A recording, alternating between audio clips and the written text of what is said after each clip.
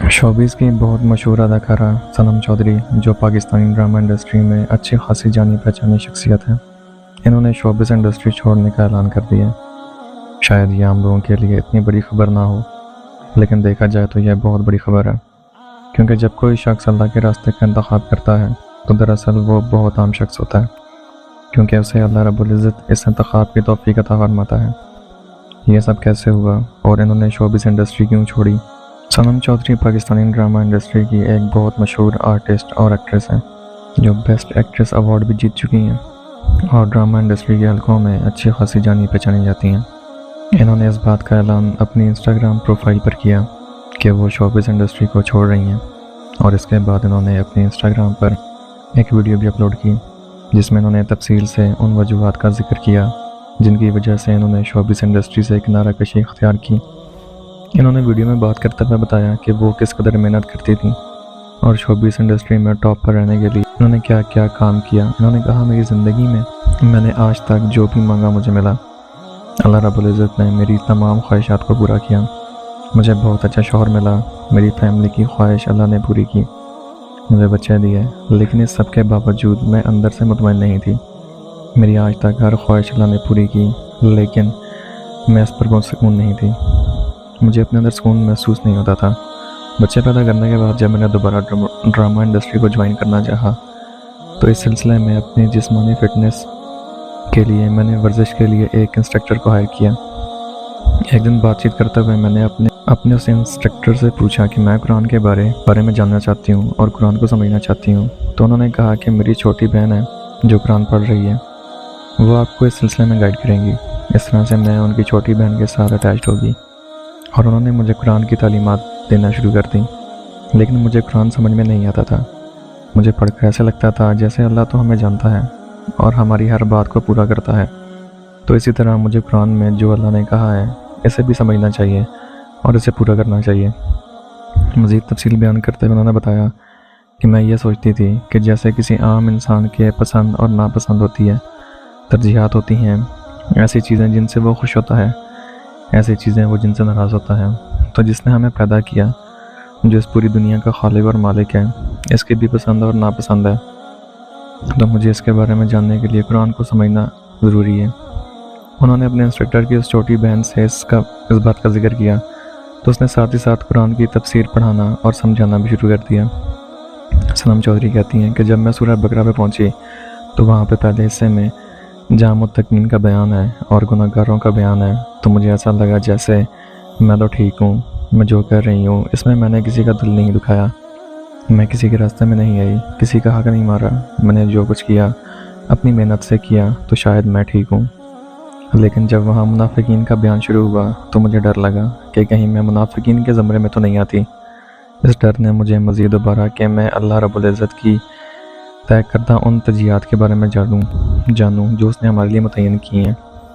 उन्होंने मज़ीद बात करते हुए यह बताया कि मैंने ये वीडियो बनाते हुए जो मैं आपसे अपने ख़यालात शेयर कर रही हूँ, पूरी तैयारी की, एक एक पॉइंट लिखा, मैंने आप तक क्या मैसेज पहुँचाना है, और इस तरह अल्लाह रब्बुल इज़्ज़त के पास जाने से पहले अपनी पूरी तैयारी करनी चाहिए, क्योंकि उसने हमें बता दिया है कि वो हमसे क्या चाहता है, और ये भी बता दिया है कि हम जब इसकी चाहत पूरी करेंगे तो हमें क्या देगा, हमें वो किस किस तरह से नवाजेगा।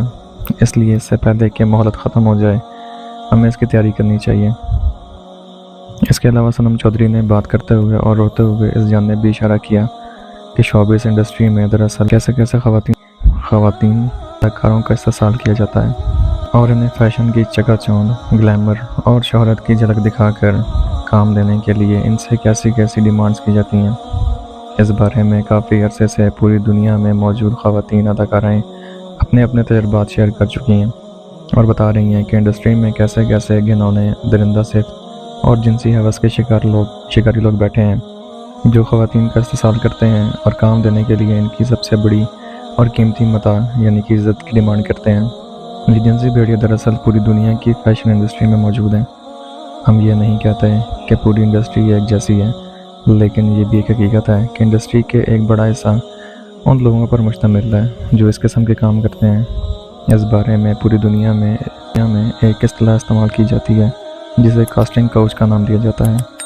یعنی آپ سمجھ رہے ہوں گے کہ وہ صوفہ جہاں پہ اپنی خواہشات کو پورا کر کے کسی خاتون کو کاسٹ کیا جاتا ہے اور اسے کام دیا جاتا ہے، یہ سب اس انڈسٹری کا ایک بہت برا اور بھیانک سچ ہے، جس کی وجہ سے ہمیں اس بارے میں لوگوں کو آگاہی بھی دینی چاہیے کہ ایسے لوگوں سے کیسے بچنا چاہیے۔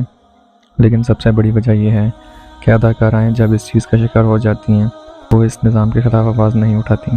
جب وہ اپنی زندگی میں کچھ نہ کچھ سٹیبل ہو جاتی ہیں اور کچھ نہ کچھ حاصل کر لیتی ہیں، تب اس چیز کی آواز اٹھاتی ہیں اور بات کرتی ہیں۔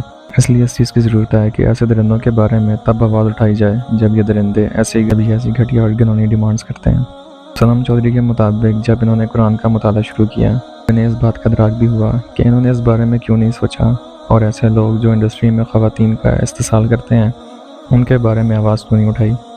ان کے مطابق انڈسٹری چھوڑنے کی ایک وجہ یہ بھی ہے کہ میں ایسے لوگوں کے ساتھ کام نہیں کر سکتی تھی جو جنسی طور پر ہوس کے شکاری ہوں اور خواتین کو صرف استعمال کی چیز سمجھیں۔ صنم چودھری کی اس کہانی کے بارے میں ہمارے لیے بہت سے سبق ہیں۔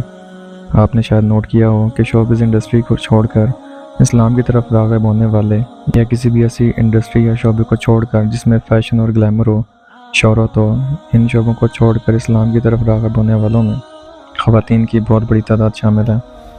اگر ہم منطقی اعتبار سے اس بات پہ غور کریں تو ہم سمجھ سکتے ہیں کہ اللہ تعالیٰ نے خواتین کو نرم دل بنایا ہے اور جلد اثر قبول کرنے والا بنایا ہے، چاہے وہ اثر اچھا ہو یا پھر برا۔ اس بارے میں ہمارے معاشرے کے لیے بہت آسانی اور خیر ہے۔ اس میں ہمارے لیے یہ پیغام بھی ہے کہ اس سے پہلے کہ ہمارے لیے اس دنیا کے کاموں میں، دنیا کی عیش میں، اس دنیا کی لذت میں اتنا ٹائم نہ گزر جائے کہ مہلت ختم ہو جائے اور موت کا پیغام آ جائے، اس سے پہلے ہمیں اپنے آپ کو سدھار لینا چاہیے اور اللہ رب العزت کی طرف رجوع کرنی چاہیے، کیونکہ وہ تو اپنے بندوں کا انتظار کرتا ہے، وہ اپنے بندوں سے بہت پیار کرتا ہے۔ تو جب آپ اس کی طرف ایک قدم بڑھاتے ہیں تو وہ ہماری طرف 10 قدم بڑھاتا ہے۔ اس لیے ہمیں اپنی زندگی میں اس بات کا فیصلہ کرنا چاہیے کہ اللہ کی طرف لوٹیں اور اس کے احکام کی پیروی کریں، اللہ تعالیٰ کے آخری نبی حضرت محمد صلی اللہ علیہ وسلم کی شریعت کو اپنائیں اور ان کے احکامات پر عمل کریں۔ اسی میں ہماری آخرت کی نجات بھی ہے اور ہماری دنیا کی نجات اور بھلائی بھی اسی میں ہے۔ اللہ تعالیٰ سے دعا ہے کہ اللہ تعالیٰ ہم سب کو ہدایت دیں اور سیدھے راستے پہ چلنے کی توفیق عطا فرمائے۔ آمین۔